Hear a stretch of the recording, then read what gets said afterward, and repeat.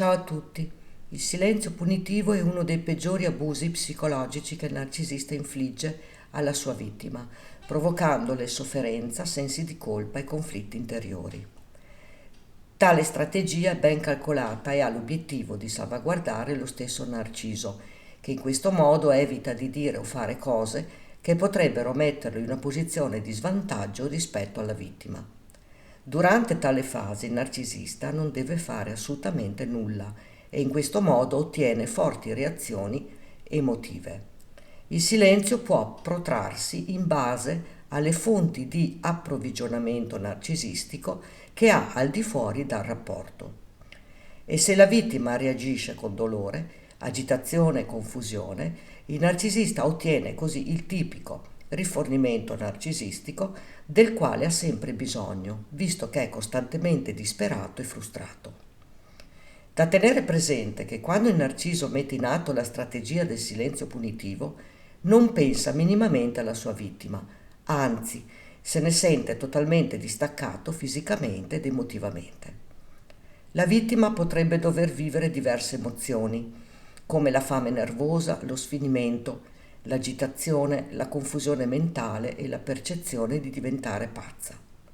In sintesi, il silenzio del narcisista ha lo scopo di annullare completamente la sua vittima. Ma che durata ha il silenzio punitivo del narciso? In linea di massima non esiste un arco di tempo preciso che determina il decorso di tale strategia, poiché il tutto è molto variabile. Può essere mezz'ora o un'ora, possono essere 2 o 3 giorni, può essere una settimana o più, può essere un mese e oltre.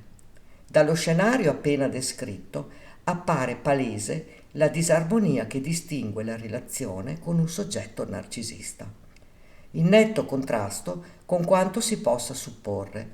Il narciso cela profonde insicurezze che non gli permettono di sperimentare le relazioni in modo sano ed equilibrato. Perciò manipolare e dominare l'altra persona è l'unico schema relazionale che percepisce ed è solo in questo modo che riesce a vivere un immaginario senso di appartenenza e sicurezza.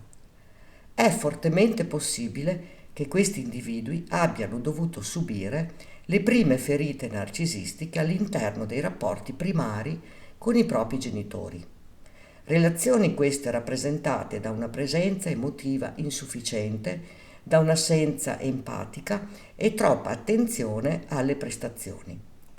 Non è difficile capire quanto sia drammatico per un bambino sopravvivere il distacco del genitore, poiché nascono sentimenti di rifiuto, non sentirsi ben accetto e abbandonati a se stessi.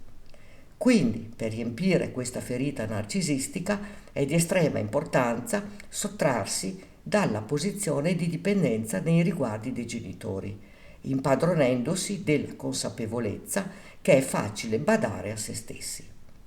Tali aspetti caratteristici dei rapporti primari rilevanti propendono a riaffiorare nelle future relazioni del narcisista, dove però le funzioni vengono ribaltate. Nel senso che il narciso non è più nella posizione di quel bambino lasciato solo a se stesso, non compreso e appagato, ma ora si trova nella condizione di poter concedere lusinghe e togliere con il silenzio punitivo in qualunque momento lui lo desideri. Ma ti starei chiedendo cosa posso fare e come devo comportarmi in una simile situazione. La sola cosa da fare è proprio non fare nulla, nella maniera più assoluta.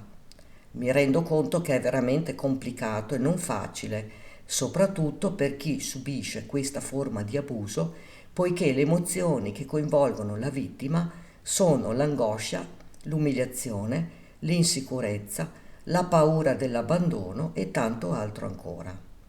Inoltre sarebbe assolutamente inutile e dannoso insistere nel cercare un dialogo durante il silenzio punitivo, anche perché questo tipo di trattamento verrebbe prolungato dal narcisista. Diventa chiaro il fatto che se il narciso è giunto al punto di praticare la strategia del silenzio, significa che ci si trova già nella fase della svalutazione. Ecco perché ignorarlo è l'unica forma di riscatto che si possa ottenere. Il solo sistema per disinnescare tale giochetto maligno, sadico e crudele è ritrovare la propria autostima, staccarsi emotivamente e disintossicarsi dalla pericolosità della relazione che si trattiene con il narciso. Fino a quando non si riesce a ritrovare se stessi, la vittima procederà imperterrita a rivestire i panni del capro espiatorio. Anche tu hai subito silenzio punitivo dal narcisista? Scrivilo qui sotto nei commenti. Grazie per avermi seguita.